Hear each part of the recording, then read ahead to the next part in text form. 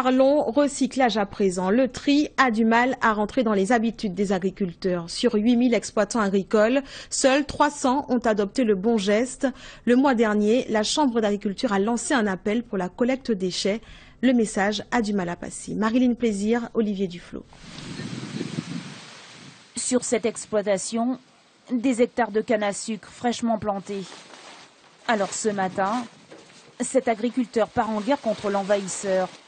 Une mauvaise herbe tenace qui menace d'asphyxier la culture.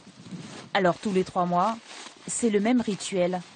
Georges enfile sa tenue d'exterminateur. Quand on verse le produit, nous avons des émanations de gaz ou des projections sur les tissus qui peuvent être nuisibles pour l'organisme. C'est pour cela qu'on s'équipe de la sorte avec un masque pour les gaz ou encore les vêtements spécifiques et aussi les gants.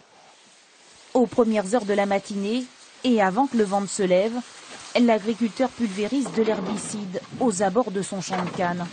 Mais Georges ne laisse pas de traces derrière lui. Il récupère ses bidons vides et les rince 3 fois. On ne doit pas emmener des produits au centre de collecte. Donc pour être traité, il faut que les bidons soient propres. Donc il faut absolument rincer. Car à quelques kilomètres d'ici, c'est jour de collecte de bidons vides et de sacs d'engrais. Alors pas question pour Georges de rater ce rendez-vous. C'est notre contribution, l'emmener gratuitement, puisque comme tout, hein, un jour on dira qu'il faut payer. Donc tant que c'est gratuit et on participe à l'effort collectif, je pense que c'est une bonne chose. Nous voici dans l'un des parkings du musée du Rhum de Sainte-Rose. En 10 ans, toujours pas de centre de collecte ouvert toute l'année aux agriculteurs. Mais des lieux comme celui-ci, réquisitionnés une matinée pour les déchets des agriculteurs.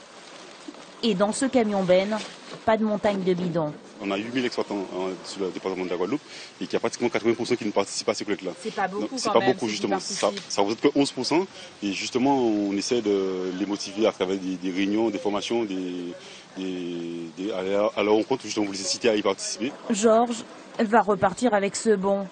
Un bout de papier qui prouve que ces déchets ont bien été collectés pour le recyclage. Mais sans ce document et en cas de contrôle, la prime des agriculteurs est revue à la baisse.